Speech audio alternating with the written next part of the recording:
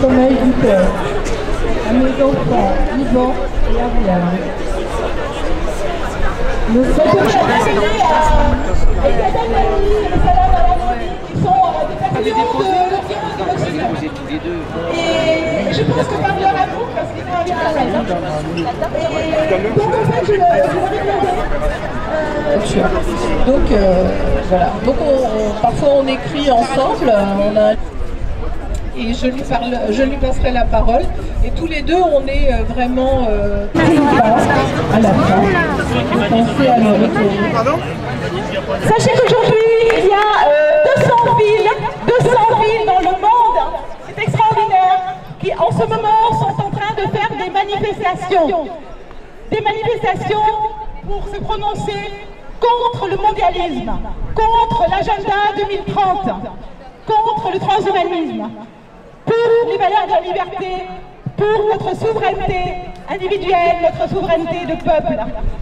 Et donc aujourd'hui c'est un jour important parce que en même temps, ce week-end, à Lisbonne, le club Bilderberg, vous connaissez le club Bilderberg, hein, oui, se réunit pour prendre des décisions sur nos destins. Pourquoi une clique de mondialistes doivent-ils prendre des décisions sur nos vies? C'est absolument inacceptable. Donc nous devons nous lever. Et nous devons nous lever dans notre souveraineté individuelle. Nous devons également nous lever dans notre souveraineté de peuple. Et nous devons, tous les peuples et tous les individus libres de ce monde, être unis pour lutter contre ce mondialisme. Donc aujourd'hui, eh bien, je remercie les Gilets jaunes à partisans qui sont là, les Gilets jaunes historiques, qui sont là, qui sont toujours là, sachant que les Gilets jaunes ont été les premiers en France et peut-être aussi dans le monde à voir qu'il y avait un malaise. Il faut leur rendre honneur. Ils sont là, ils sont toujours là, et nous sommes avec eux. Voilà, moi je suis là pour, au nom de Réinfo Paris. Donc Réinfo, c'est le mouvement qui avait été à l'origine créé par Louis Fouché et qui s'est levé contre la dictature sanitaire. Et qui par la suite s'est créé en toute une série de collectifs qui sont des collectifs locaux dans tous les départements et qui sont des collectifs qui défendent le lien principalement. Parce qu'en fait, comme disait Hannah Arendt, le totalitarisme existe là où les gens, les individus sont atomisés. Qu'est-ce qu'ils ont essayé de faire avec la dictature sanitaire? Ils ont essayé de nous séparer. Ils ont essayé de séparer les enfants de leurs parents, de leurs grands-parents, les amis entre eux. Et en étant atomisés, en étant séparés, nous sommes victimes, justement, du totalitarisme. C'est en créant le lien, c'est en agissant entre nous, c'est en organisant des réunions, c'est en nous voyant, c'est en faisant des choses toutes simples finalement, celle de créer du lien social entre nous, que nous arriverons à nous en sortir. Et croyez que toutes les initiatives qu'on peut faire à ce niveau-là seront les bienvenues. Toutes les initiatives. Et ne vous découragez pas. Ils sont très forts, ils ont un pouvoir absolu. Mais notre pouvoir est beaucoup plus important. Donc, courage et tenons le coup. C'est le message de We Are Ready aujourd'hui. Toujours l'amarre l'éclat de la nuit. Autrefois, avec... Il y a ici une porte qui claque doucement et son sourire exhumé de décombres. La programmation, nourrir l'homme sans projet. Merci infiniment d'être là. Alors, moi c'est Yacine. Je suis dans le domaine des langues étrangères et de la philosophie. Ouais. Vous m'entendez? Ouais, c'est mieux. Ok. Vous m'entendez? Ouais. Alors donc, la raison pour laquelle nous sommes là aujourd'hui, tout simplement, c'est pour ouvrir une plateforme de dialogue, une agora. Donc, au sens grec, c'est se rassembler en tant qu'être souverain, citoyen, dénué de toute étiquette. Et donc là, nous sommes en face d'un système liberticide, mortifère et surtout qui essaye de séparer les gens au nom de religion, ethnie, classe sociale, etc. Et en plus de manière très très subtile Et actuellement, comme vous le savez, nous sommes à une époque de surinformation. Et donc le système idéologique joue avec ça. Et vous avez un modus operandi très classique, c'est diviser pour mieux régner. Et voilà, donc vous avez, ils essayent de nous faire croire comme quoi, bon, il y a les anti-vax, les pro-vax, voilà, mais en fait, ce sont des stratégies de façade pour que nous ne soyons pas unis. Il faut savoir que dans toute culture confondue, vous avez un carrefour qui fait que nous sommes tous humains. Et voilà, donc nous sommes là pour dire non à toute forme de liberté, à toute forme d'aliénation, à toute forme d'asservissement. Et la meilleure réponse, c'est de s'unir en dépit de nos différences et de se serrer les coudes afin de revendiquer notre liberté, notre souveraineté, notre paix, et pour refaire surtout un monde nouveau qui est complètement départi du... vous avez nous sommes dans des sociétés où nous vivons dans un contexte de capitalisme déshumanisant, et ce qui est grave, c'est que nous rendons même pas compte, dans le sens où ça a été intégré de manière subtile et perverse dans l'inconscient collectif.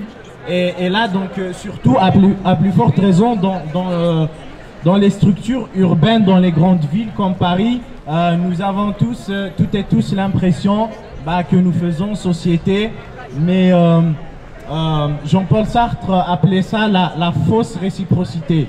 Et Hannah Arendt, qui est à la base du fameux concept l'extraordinaire banalité du mal, en fait, elle disait que nous sommes atomisés. C'est-à-dire, ils ont créé un égocentrisme fou du monde contemporain qui fait que depuis l'enfance, on vous dit ne parlez pas aux étrangers, attention. Et donc, il y a eu un monde basé sur la concurrence, la compétition, la peur et tout ça. Même au niveau de la physique quantique, ce sont des vibrations basses. Alors que ce qui régit l'univers, c'est l'énergie de l'amour. Pas au sens romantique évidemment, mais au sens d'une belle énergie positive qui fait que nous allons nous reconnaître en tant qu'humains qui sommes des frères et sœurs, si vous voulez, à travers la terre. Donc, je vais finir par un dicton amérindien que j'affectionne particulièrement, donc qui dit que ils avaient voulu vraiment nous enterrer, mais ils avaient oublié que nous étions des graines. Voilà, merci infiniment.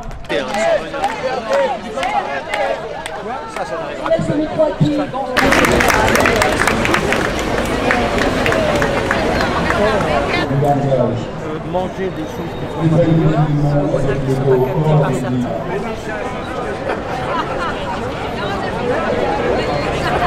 Continue à danser encore, à nous penser en... Nous faisons preuve d'irrévérence, mais toujours pour confiner notre conscience. Non, non, non, non. Nous, on va continuer à danser encore, à danser encore, vers nos pensées enlacées. Donc je voudrais vous dire tout de suite, d'abord pour commencer, que je ne suis pas du tout sur la ligne de ce que je suis en train de voir. Chanter, danser, les poèmes, enfin tout ce qu'on peut appeler des compléments ou des suppléments d'âme à une société qui n'a plus d'âme, parce que ravagée par l'échange. Ce que je vois en ce moment, c'est exactement ce que l'on voit dans des rassemblements avec les syndicats, par exemple, qui chantent et qui dansent, pendant que les gilets jaunes, comme je l'ai vu en 2019, se faisaient matraquer et gazer par les policiers. D'ailleurs, entre parenthèses, je dis précisément que je n'ai pas été à la manif du 1er mai avec les syndicats, pour deux bonnes raisons déjà. C'est que premièrement, 2018-2019, nous les gilets jaunes, on a été gazés, matraqués Et jamais, jamais aucun syndicat n'a levé le moindre petit doigt pour nous soutenir. Et par la suite, alors les Gilets jaunes, c'est 25 personnes qui ont perdu un œil, 5 personnes qui ont perdu une main, plus de 200 blessés graves qui vont être marqués à vie, et des milliers de Gilets jaunes, de personnes, femmes, hommes, retraités et autres qui ont été arrêtés à l'époque. Voilà. Le deuxième point, c'est que quand le gouvernement a décidé de mettre à pied des dizaines de milliers de soignants et d'infirmières, aucun syndicat n'a levé le moindre petit doigt. Au contraire, ils intervenaient pour dire qu'il fallait absolument qu'il y ait une vaccination obligatoire imposée à l'ensemble de la population. Et je terminerai aussi pour dire que la CGT, par exemple, je viens de le découvrir parce que c'est bien caché, a retiré de ses statuts depuis 1971 l'abolition du salariat. L'abolition du salariat.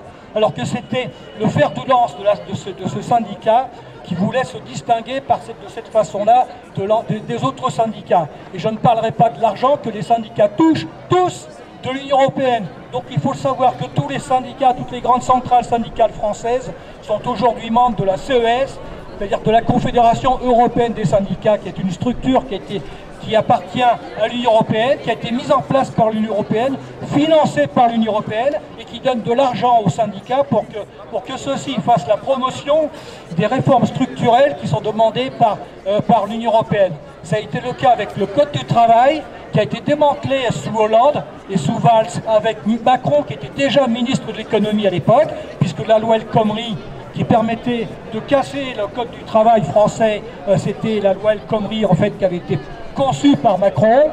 Et aujourd'hui même, la réforme des retraites qui est demandée, que Macron a fait passer par le 49.3, il faut bien le préciser que c'est une réforme de retraite, une réforme structurelle qui était réclamée par l'Union européenne et pour lequel les syndicats tels que la CGT, la CFDT, Force ouvrière ont touché de l'argent pour faire la promotion de cette réforme structurelle et qu'on retrouve ensuite dans la rue à Paris pour faire des manifestations contre la réforme des retraites. Vous avez bien compris que la réforme des retraites, c'est mort. La réforme, le mouvement social a été cassé par les syndicats, avec des grèves perlées comme on a connu dès 2019, juste avant le Covid, lorsque c'était un jour de grève, 3 jours de travail, un jour de grève, 3 jours de travail. D'accord ? Je dénonce ça. Alors, mon intervention, je vais essayer d'aller vite, c'est parce que j'ai une petite réflexion à soumettre aux personnes, aux gilets jaunes, à tout le monde, par rapport à la question du social et du sociétal.